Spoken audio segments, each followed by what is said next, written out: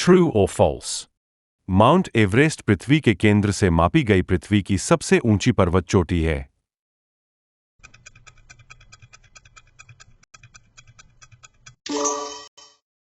समुद्र तल पर स्थित आधार से मापे जाने पर हवाई में स्थित मौना केआ पर्वत सबसे ऊंचा है। पृथ्वी के केंद्र से मापे जाने पर इक्वाडोर में स्थित माउंट चिम्बोराजो इस श्रेणी में आता है। ट्रू और फॉल्स। क्लियोपेट्रा का जीवनकाल चंद्रमा पर उतरने की घटना के समय के अधिक निकट था, न कि ग्रेट पिरामिड के निर्माण के समय के।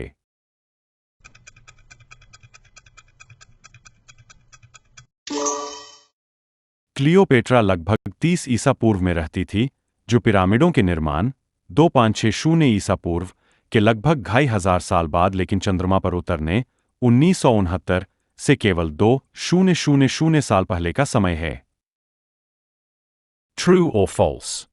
मनुष्य अपने जीवनकाल में जितने न्यूरॉन्स की आवश्यकता होगी, उन सभी न्यूरॉन्स के साथ ही जन्म लेते हैं।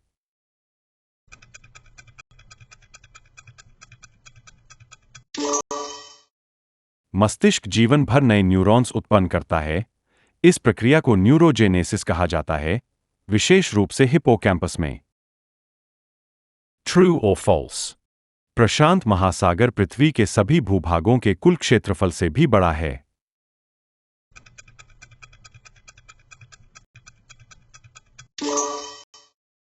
प्रशांत महासागर लगभग 165 मिलियन वर्ग किलोमीटर में फैला हुआ है, जबकि पृथ्वी पर सभी भूमि का कुल क्षेत्रफल लगभग 149 मिलियन वर्ग किलोमीटर है।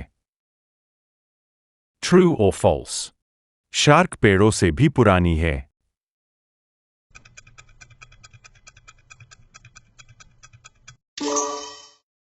शार्क लगभग 450 मिलियन वर्षों से अस्तित्व में है, जबकि पेड़ लगभग 350 मिलियन वर्ष पहले ही अस्तित्व में आए थे। ट्रू और फॉल्स। नेपोलियन बोनापार्ट अपने समय के हिसाब से असामान्य रूप से छोटे कद के थे।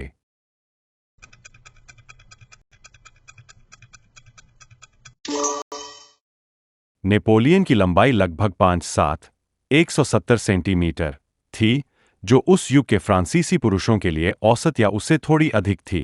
छोटे कद के नेपोलियन का मिथक ब्रिटिश प्रचार से आया था।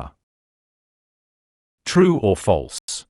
मनुष्य हर 2 से 4 सप्ताह में अपनी बाहरी त्वचा की परत को उतारते हैं और फिर से उगाते हैं।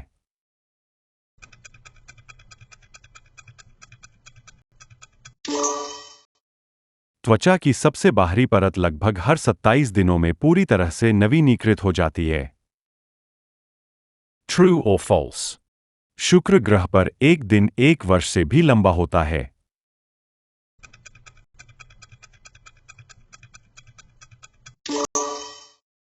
शुक्र ग्रह इतनी धीमी गति से घूमता है कि एक चक्कर पूरा करने में 243 पृथ्वी दिन लगते हैं, जबकि यह सूर्य की परिक्रमा केवल 225 पृथ्वी दिनों में कर लेता है।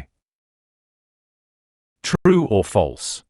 अमेजन नदी पृथ्वी पर किसी भी अन्य नदी की तुलना में अधिक पानी बहाती है।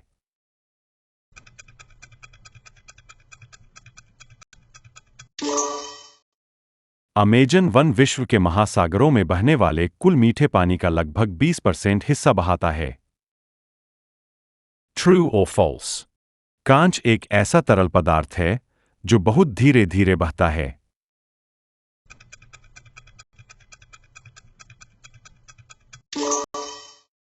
कांच एक अनाकार ठोस पदार्थ है। पुराने कांच के पैनल निर्माण तकनीकों के कारण नीचे से मोटे होते हैं, न कि कांच के नीचे की ओर बहने के कारण।